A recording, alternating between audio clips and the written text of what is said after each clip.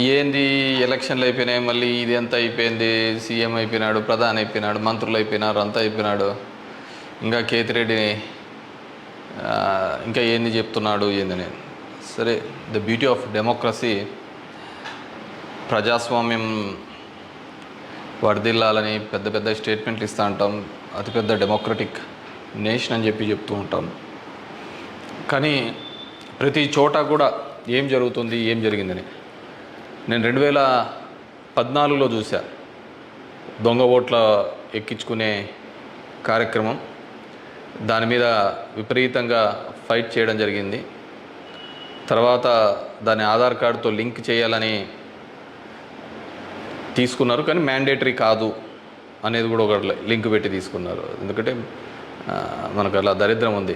Gas సిలిండర్లు కావాలన్నా ఆధార్ కార్డుకి లింకు కావాలా, లేకుంటే ప్రతిదానికి ఆధార్ కార్డుతో ఉండాలి అని చెప్తారు. కానీ ప్రజాస్వామ్యాన్ని నిలబెట్టేది మాత్రం ఆధార్ కార్డుతో మ్యాండేటరీ కాదు అని చెప్పి ఇచ్చినారు. మరి మిగతా దానికందరికీ మ్యాండేటరీ ఎందుకైందో, దీనికి ఎందుకు ఖచ్చితంగా ఇవ్వాలి అనేది మాత్రం మరి ఆదేశించలేకపోయినాయి. సరే, వాటి మీద దొంగ ఓట్ల మీద అదేవిధంగానే ఇప్పటికీ కూడా ప్రతి నియోజకవర్గంలో 10 నుంచి 20,000 30,000 వరకు దొంగ ఓట్లతోనే ప్రజాస్వామ్యం గెలుపోవటంను డిసైడ్ చేసే పరిస్థితులు ఉన్నాయి. కానీ నన్ను ఎట్లాగో ఎలక్షన్స్ అయిపోయినాయి, ఓడిపోవడం జరిగింది. కానీ దీనికి సంబంధించి ఏ విధంగా ప్రతి ఒక్కటి చోట కూడా ఈవీఎంస్ అనేది ఇప్పుడు పెద్ద క్వశ్చన్ మార్క్. ఏం జరుగుతుంది, ఏ విధంగా అని చెప్పేసి డే 1 ఈ ఎలక్షన్ ప్రాసెస్ని అంతా కూడా మనం చూస్తే తప్ప, ఎలక్షన్ ప్రాసెస్ చూస్తే కరెక్ట్ ఎలక్షన్స్కి ఒక వారం 10 రోజుల ముందు, నోటిఫికేషన్కి వారం 10 రోజుల ముందు అక్కడున్న ఎలక్షన్ కమిషన్ మెంబరు గోయల్ అనే అతను రిజైన్ చేస్తాడు. ఎందుకు రిజైన్ చేస్తాడో, ఏ దానికి చేస్తాడో తెలీదు. తర్వాత అంతకుముందు వరకు ఉన్న ఒక చట్టం, ఒక ఎలక్షన్ కమిషన్లో ఒక మెంబర్ని అపాయింట్ చేయాలన్న అనే దానికి ప్రధానమంత్రి, ప్రతిపక్ష నాయకుడు, చీఫ్ జస్టిస్ ఆఫ్ ఇండియా ఈ ముగ్గురు సమక్షంలో ఎన్నుకోవాల్సిన దాన్ని మళ్ళీ ఒక కొత్త చట్టం తీసుకొని వచ్చి ప్రతిపక్ష నాయకుడు, ప్రధానమంత్రి, క్యాబినెట్ సహచరుడు అని పెట్టి తీసుకొని వచ్చి ఒక కొత్త వ్యక్తిని తీసుకొని రావడం జరిగింది. అది మనం అందరం కూడా చూడడం జరిగింది. కానీ ఏం చేస్తారంటే బ్యూటీ ఆఫ్ డెమోక్రసీ, ఏ విధంగా కావాలంటే వాళ్ళ ఆ విధంగా చేయడం జరిగింది. ఈరోజు నేను కొన్ని ఉదాహరణలతో, నేను ఆంధ్రప్రదేశ్ దీని గురించి మాట్లాడితే మీరు ఇట్లా ఓడిపోయినారు కాబట్టి ఏమైనా చెప్తా అంటారు, ఏమైనా మాట్లాడుతూ అంటారు, ఏం అప్పుడు లేదా ఇప్పుడు లేదా అని కూడా మాట్లాడుతూ ఉంటారు. నేను ఇంతకుముందు కూడా చెప్పా, ఏ విధంగా కేవలం ఒకటి మాత్రమే ప్రశాంత్ కిషోర్ ఏ విధంగా చెప్తాడు, కేకే సర్వే అనే వాళ్ళు ఏ విధంగా చెప్తారు, లేకుంటే అశ్విని దత్ అనే అతను ఏ విధంగా చెప్తాడు 160 అని చెప్పేసి. ఎందుకంటే ప్రజల నాడి ఎవరికి దొరకలేదు, అందలేదు అనేది వాస్తవం. అలాంటప్పుడు వీళ్ళు ఏమాత్రం గ్రౌండ్ రిపోర్టు చేయని వీళ్ళకి ఏ విధంగా తెలుస్తుంది. వన్ థింగ్ ఏదైనప్పటికీ కూడా నేను కొన్ని పత్రికల్లో వచ్చిన ఆర్టికల్స్, అదేవిధంగా మిగతా దానిలోకి వచ్చిన ఆర్టికల్స్ని దృష్టిలో ఉంచుకొని మీ ముందు కొన్ని ఉదాహరణలు తీసుకొని రావదలుచుకున్నాను. ఇక్కడ చూసినామంటే తమిళనాడు రాష్ట్రంలో తిరువల్లూరు నియోజకవర్గంలో ఇది పార్లమెంట్ వైజ్గా నేను చెప్తున్నాను, టోటల్ 14,30,738 ఓట్లు పోల్ అయింటే, కానీ ఈవీఎం మాత్రం కౌంట్ చేసినప్పుడు 14,13,941 ఓట్లు 47 ఓట్లు చూపించాడు. అంటే 16,791 ఓట్లు కౌంటింగ్ చేసిన దానికంటే పోలైన ఓట్లు తక్కువగా ఉన్నాయి తిరువల్లూరు అనే విధంగా. అదేవిధంగా అస్సాంలో చూస్తే 10,760 ఓట్లు తగ్గినాయి. అంటే వీళ్ళు కౌంట్ చేసిన దానికి, వీళ్ళు ఈవీఎంలో ఇచ్చిన దానికి పోలింగ్ అయిన దానిలోకి చూస్తే, పోలింగ్ అయినది చూస్తే 12,40,306 అయితే ఈవీఎంలో కౌంట్ చేసిన దానిలకు 12,29,546 ఓట్లు ఉన్నాయి, 10,760. ఒడిస్సా ధనకల్ అనే చోట 11,93,460 ఓట్లు ఈవీఎంలలో పోలయింటే ఈవీఎంలు కౌంట్ చేసినప్పుడు మాత్రం 11,84,33,000 9,427. అదేవిధంగా గుంటూరు మన ఆంధ్రప్రదేశ్లో చూస్తే 14,11,989 పోలయింటే కౌంటింగ్ చేసినప్పుడు 14,04,061 ఓట్లు 7,928 ఓట్లు పోలైన దానికంటే ఈవీఎంలలో తక్కువగా కనపడడం జరిగింది. అదేవిధంగా ఎక్సెస్ వచ్చినాయి, అంటే పోలైన దానికంటే ఈవీఎంలలో ఎక్సెస్ రావడం జరిగింది. ఆ సంఖ్య చూస్తే అస్సాంలో కరీంగంజ్ అనే చోట చూస్తే 11,36,538 ఈవీఎంలలో పోలయింటే ఎంచే టైంకి 11,40,349 అంటే 3,011 ఓట్లు పెరిగినట్టు కనపడినాయి. అదేవిధంగా ఒంగోలులో చూస్తే ఈ 13,99,707కి కౌంట్ చేసినప్పుడు 14,11,174 ఓట్లు.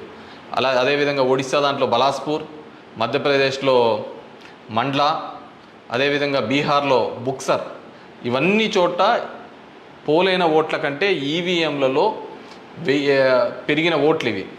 అదేవిధంగా ఇక్కడ పోలైన ఓట్ల కంటే ఇక్కడ తగ్గిన ఓట్లు. ఇది ఓవరాల్గా కూడా చెక్ చేసుకుంటే వచ్చిన విషయం. రెండో దానికి చూస్తే టోటల్ ఈ విధంగా చూస్తే దేశవ్యాప్తంగా 140 నియోజకవర్గాల్లో ఈ విధమైన ఓటు డిఫరెన్సెస్ జరిగినట్టు మొత్తం దీనిలో ఫామ్ 17C దీనిలో చెక్ చేసిన చోట మనము చూడడం జరిగింది. పైకెత్మా. అదేవిధంగా ఈ విధంగా 16,000 ఓట్ల నుంచి ఈ విధంగా చేయడం జరిగింది. మే 25 ఈసీ రిలీజ్ చేసిన దాని ప్రకారము ఒక్క నిమిషం, ఇవన్నీ కూడా చిన్నవి మాక్ ఓటింగ్లలో జరిగినవి ఇవన్నీ అని చెప్పేసి వాళ్ళు చెప్పడం జరిగింది. ఇంకా ఏమంటే ఫామ్ 20 ఇంకా ఇంతవరకు ఆన్లైన్లో కూడా అప్లోడ్ కాలే. మామూలుగా ఇవన్నీ ఆన్లైన్లో అప్లోడ్ కావాల్సిన విషయం. ఎందుకో అవన్నీ చెప్పచ్చు, లక్షల మెజార్టీలలో వస్తున్నప్పుడు ఈ 1000, 2000, 3000 ఎందుకు ఈ విధంగా అని చెప్పేసి నేను దానిలో కూడా కొన్ని ఉదాహరణలు చెప్తాను.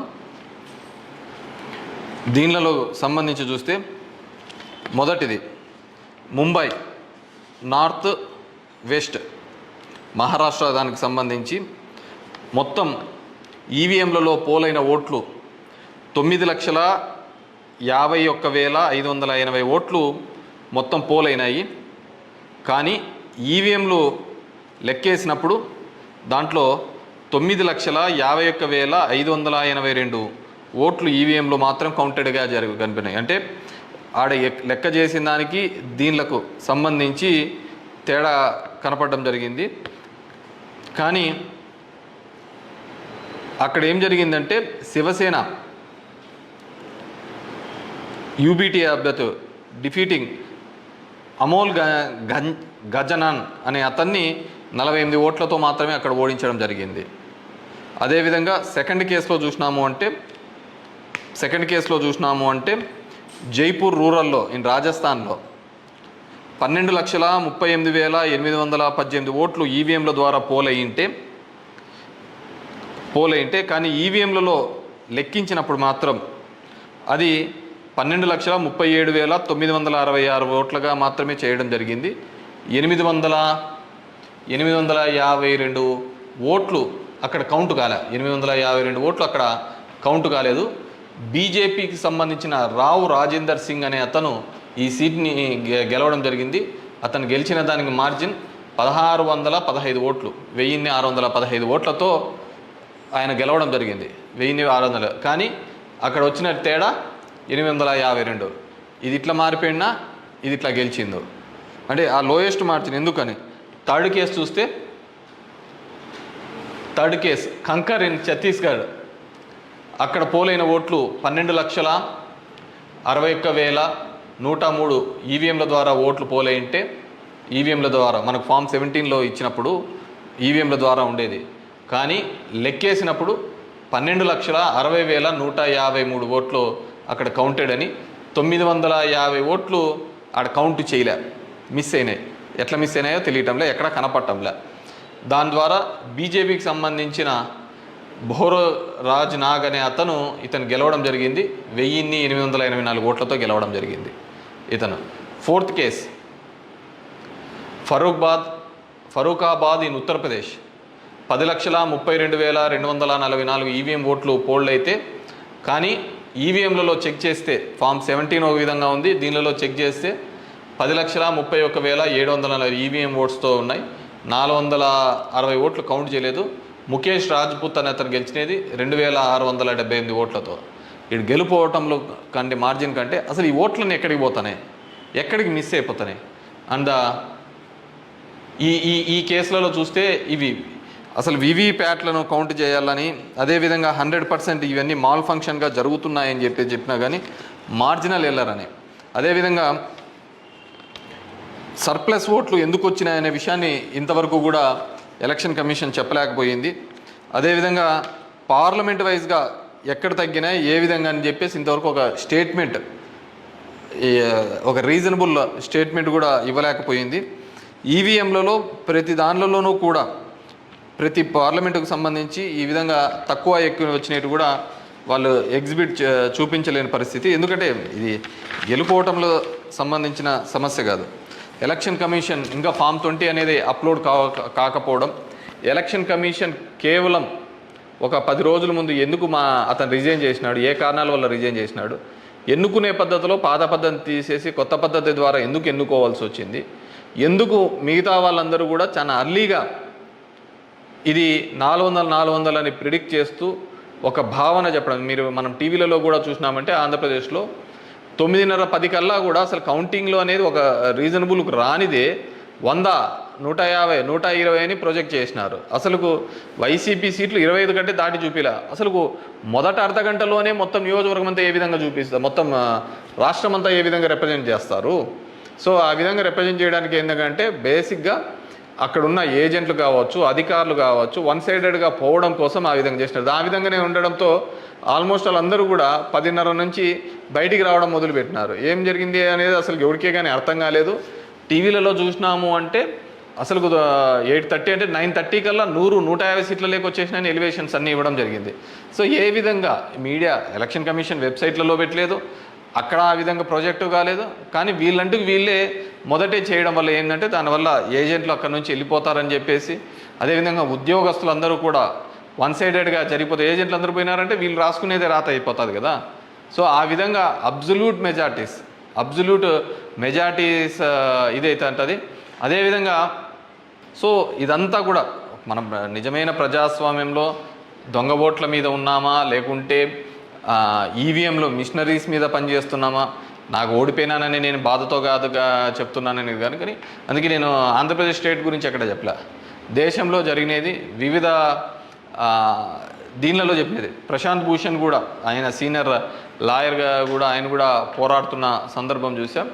సో ఇది మనం మాట్లాడకపోతే, ఎందుకంటే మేము ఎక్కడైనా ఊర్లలో పోయినా కానీ, ఊరు నుంచి వచ్చినా కానీ, టౌన్లో కానీ మిగతా వాళ్ళన్నా మేము వేసామని చెప్తున్నారు. మరి వేసింటే ఓట్లు ఎక్కడికి పోయినాయి, ఎవరికి పోయినాయి?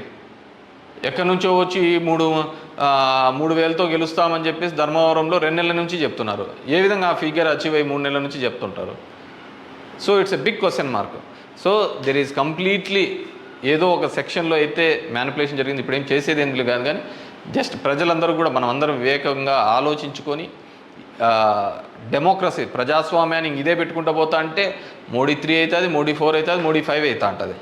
ఇంక జనం యొక్క ఓటుకు దాని విలువకు ఎటువంటి విలువ ఉండలేని పరిస్థితి మనం చూడగలుగుతాం.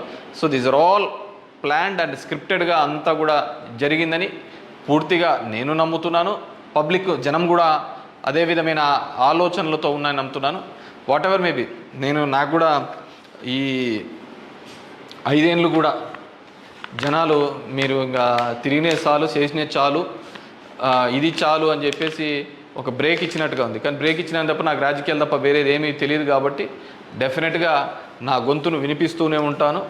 అన్ని విధాలుగా కూడా ఎక్కడెక్కడ ఏ తప్పులు జరుగుతున్నా కానీ, అది నియోజకవర్గ వ్యాప్తంగా కావచ్చు, రాష్ట్ర వ్యాప్తంగా కావచ్చు, దేశవ్యాప్తంగా కావచ్చు, ఖచ్చితంగా ఇంకా ఇట్లా కాకుండా నేనేం వేరే వాళ్ళను బూతులు తిట్టేది ఇంకోటి ఆ అవసరం లేదు.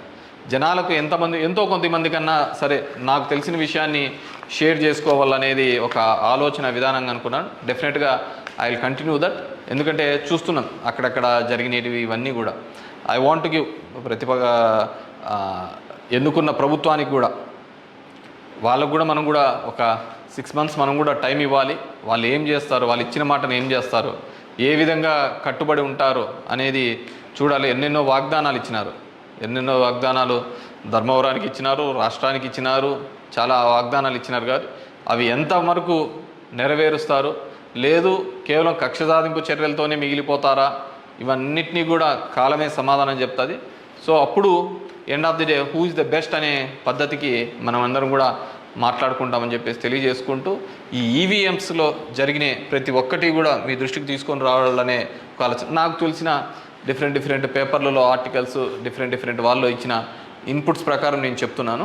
సో ప్రతి ఒక్కరికి ఓటు హక్కు కల్పిస్తానన్న ఈసీ మరి ఇన్ని టోటల్ ఓట్లు వేసిన దానిలో చూస్తే దేశవ్యాప్తంగా 362 నియోజకవర్గాల్లో 5,54,598 ఓట్లు మిస్ అయినాయి, కనపడటం లేదు. అది అంటే అది హెచ్చుతగ్గుల్లో కావచ్చు, దీనిలో కావచ్చు, కరెక్ట్గా రాకుండా అన్ని ఓట్లు మిస్ అయినాయి. మరి ఈ ఓట్లని ఎక్కడికి పోయినాయి? సో ఇదే పద్ధతిలోనే మొత్తం నడవాల్సిన పరిస్థితే అనేది కూడా మనమందరం కూడా ప్రజాస్వామ్యంలో ఉన్న ప్రతి ఒక్కరు కూడా మనమందరం కూడా ఆలోచించుకొని భవిష్యత్తులో దీని మీద మాట్లాడకపోతే నిశ్శబ్దంగా ఉన్నాము, వచ్చింది మన గవర్నమెంట్ ఎగరలాడదామని, ఇంకోటి వచ్చింది ఇది అని చెప్పేసి వాళ్ళు చేసినారు. సరే, సదరన్ పార్ట్ ఆఫ్ ఇండియాలో కొత్తగా తీసుకొని వచ్చినారు, కులం మతం అనే దాని మీద రాజకీయం తీసుకొని వచ్చినారు. కానీ ఇవన్నిటినీ కూడా ఆలోచించాలి. డెమోక్రసీని మళ్ళీ మనమందరం కూడా నిలబెట్టాలి అంటే కూడా ఇవన్నిటినీ కూడా ప్రజలు ఆలోచించుకొని వారి గలం ఇప్పి వారందరూ కూడా వీటి మీద మాట్లాడాల్సిందిగా కోరుతున్నాను. Thank you.